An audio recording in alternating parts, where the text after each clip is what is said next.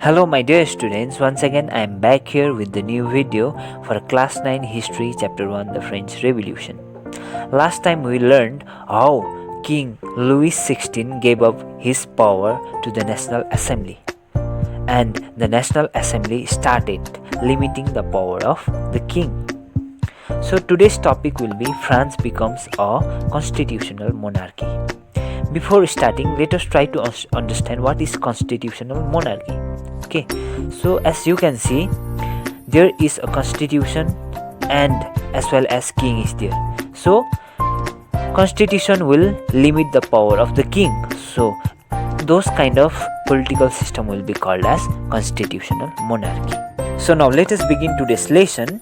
As you can see on the screen also, if you see on the top, National Assembly completes drafting the constitution in 1791. So in 1791, the constitution is ready for France. Now the constitution is completed, the making of the constitution is completed, and now it has been implemented to the king first. So after its implementation, the king's power has been limited. Okay, not only that, but now the power is divided into three different institutions. As you can see, now the power has been divided into three different institutions, okay, that are legislature, executive and judiciary. So this we need to understand.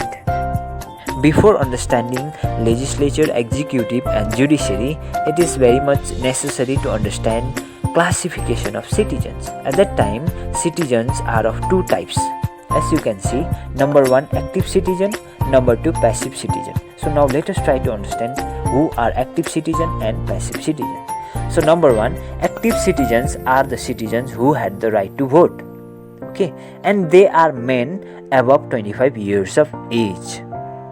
And the men who paid the tax equals to at least 3 days of a laborer's wage, they were only allowed to cast the vote. So are you getting me? So they are active citizens. So number 2, passive citizens. Passive citizens are those who did not have the right to vote, and it includes women, youth and children below 25 years of age, and also the one who could not pay the tax. Okay, even after the men who reach the age of 25 years of age, if they fails to pay the tax, then they are not allowed to be the active citizen. Rather, they were included in passive citizen. So these are active citizen and passive citizen. I think you people are clear now. So now let us try to understand the three different institutions, and they are legislature, executive and judiciary, as you can see on the screen.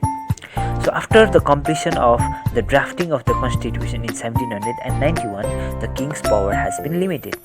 Before, the power of legislature was vested with the king only, and the power of executive was also vested with the king only, and the power of judiciary was also vested with the king only. But now it is not like that. The power has been divided among legislature, executive and judiciary. So now let us see the picture carefully. If you see below the picture, there are two types of citizens, active citizens and passive citizens. Passive citizens do not have or did not have the right to vote, while active citizens have the right to vote. Okay, among 28 million of population in France during that time, 4 million people were active citizens.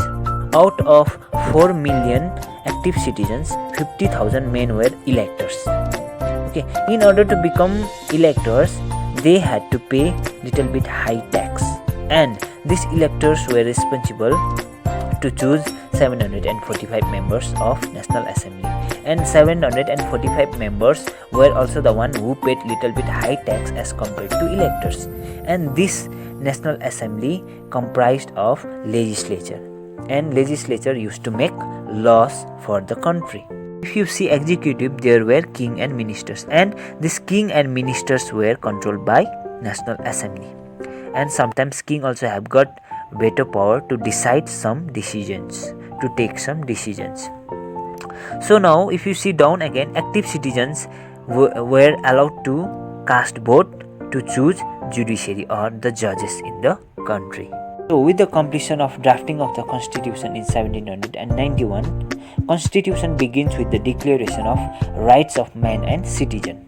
and there were different rights that were guaranteed to the citizen, and those rights were right to life, right to freedom of speech, right to opinion, and equality before law. And these rights were guaranteed by the constitution and declared as natural and inalienable rights. So what is natural and inalienable rights means? Natural rights are those rights which citizen gets when they were born or when they were given birth. At the time only they get this right. And inalienable means that the rights cannot be taken away by anyone.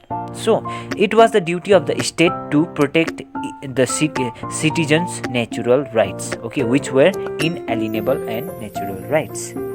So today we learned about France becoming a constitutional monarchy. King was also there, but the power of the king was limited by constitution which was made in 1791. We also learned about separation of power between legislature, executive and judiciary.